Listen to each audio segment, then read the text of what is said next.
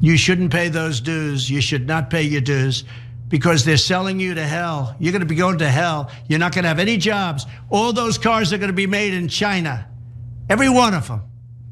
You can forget it, Michigan. You can forget it, South Carolina. You can forget it, everybody.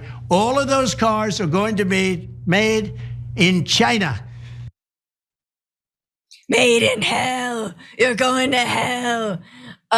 So there is Donald Trump, former president, not understanding at all how the economy works, and especially how it works for working people. And the fact that when you have stronger labor protections in the United States, in fact, it protects you from losing your job abroad. It gets you more money. It makes you competitive. It helps you not do a race to the bottom as global capital would like. And there are stats that bear that out, unlike what the former president said. Workers who are members of labor unions actually make 18% more than their non-union counterparts, according to the US Bureau of Labor Statistics annual report on union membership published today. A report shows that the median weekly earnings of full-time and salary workers who were union members in 2022 were $1,216 compared with $1,029 for non-union workers. That's nearly $10,000 more per year. So I don't know, they might be in hell, but there's more money in hell. Obviously, this is entire right-wing push, and Trump doubles down on it. This is a guy who, tries to campaign from Michigan, from a plant that isn't unionized, and fakes like he's a populist, like he believes in working people. Before we move on to get that strike update, Senator, I just wanted to ask you, because I think that even though he said this, we all know how stupid it sounds.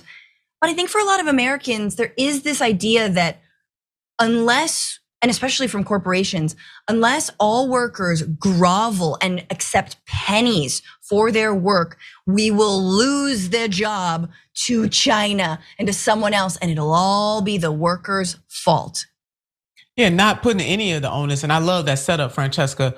We don't have as much of a working class lens on other media outlets as we do here on TYT, but you are exactly right. You hit all types of nails on the head in that the onus is constantly being put on workers instead of the onus being put on the CEOs of these companies who always have a golden and or platinum parachute, even when they monk it all up, the technical term. Trump is a faux populist. That is what President Trump is. He talks a good game, he not gonna act it. And sometimes he doesn't talk a good game, he lets people know exactly where he stands. But because he has such hubris in his rhetoric, people they start to believe it and fall into it. And it is an absolute seduction. Now, the fact that he went to a plant, Francesca, and I've said this before, I will say it again, that was not unionized. I separate that from the workers at that plant who are being exploited in the same way that union workers are. And it is the union workers who are standing up, and it is because of their stance that they allow even non-union workers, which we know the majority of American workers are non-union, to be able to get better wages, better benefits, and better work conditions because unions do stand up. I want us to start to see the working class as a collective catching the same type of hell, whether you're unionized or not.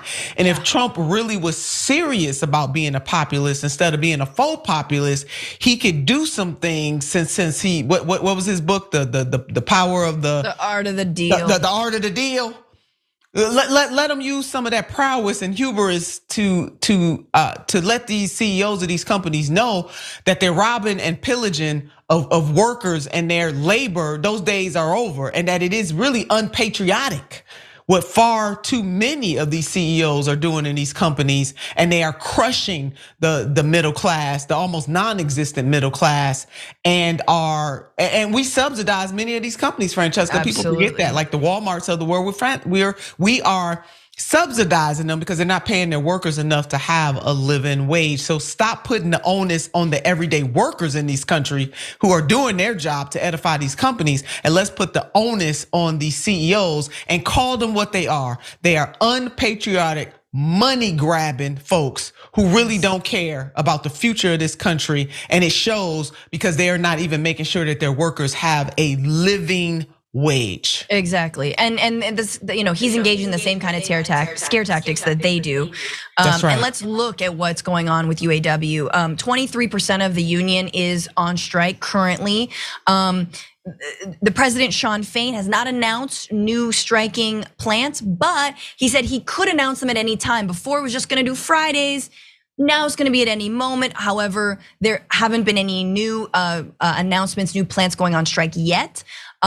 There is less daylight between the two entities in terms of the big three auto companies and where the union is at in terms of what they want. But Sean Fain said he thinks he can gain more if they hold out a little bit longer.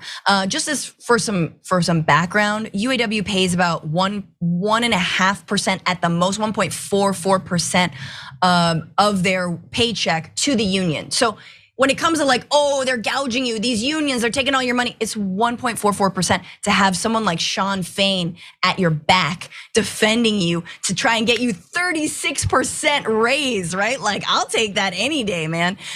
So while Fain said the companies keep touting that they've made record offers to the UAW, he said those offers are insufficient to make up for how much ground workers have lost during the past 2 decades.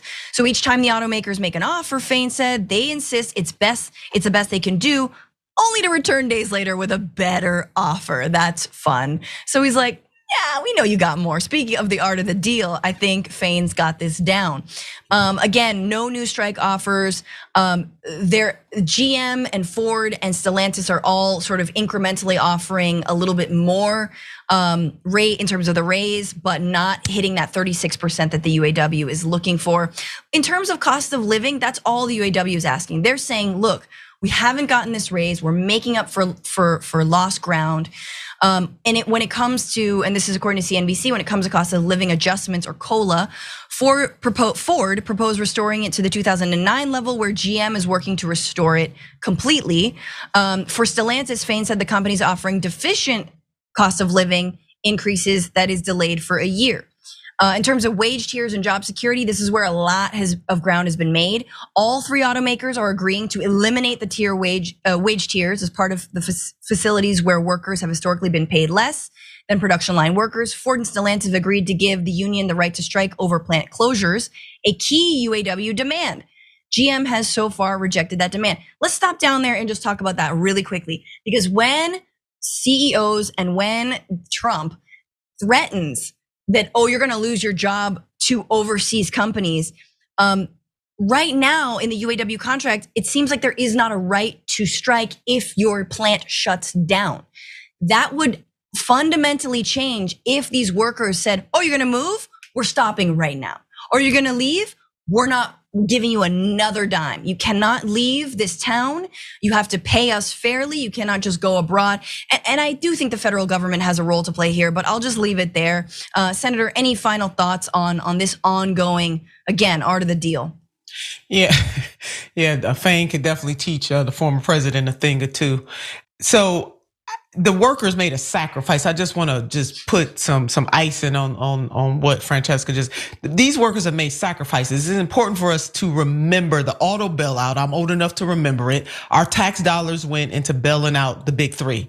They're making record profits, but yet they refuse to share those record profits with the workers who toughed it out with them in tough times during the Great Recession. Let's wrap our mind around it. Let's underline it, underscore it. I see the next story sign is going up. And then, so when they threaten, and I'm glad that the UAW, that they're saying, no, what you're not gonna do, we need this solidly in the contract that we have a right to strike if you threaten to go and exploit other people's workers.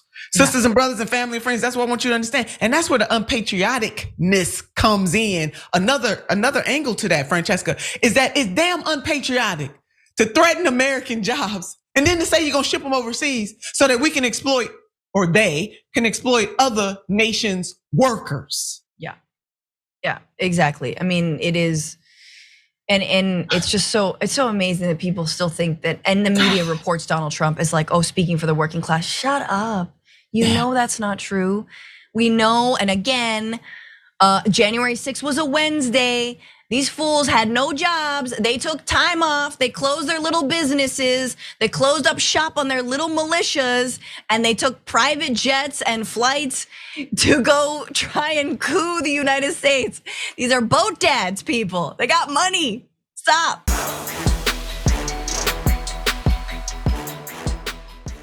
Check out the Damage Report podcast each day, wherever you get your podcasts, whether Pocket Casts or Stitcher or iTunes. You can join me as I give you the news and stories you want, with a range of co-hosts and interview guests jumping in on the fun each day. Again, that's the Damage Report, wherever you get your podcasts. And if you get them at iTunes, don't forget to rate and review. Sometimes I'll read them live on the show.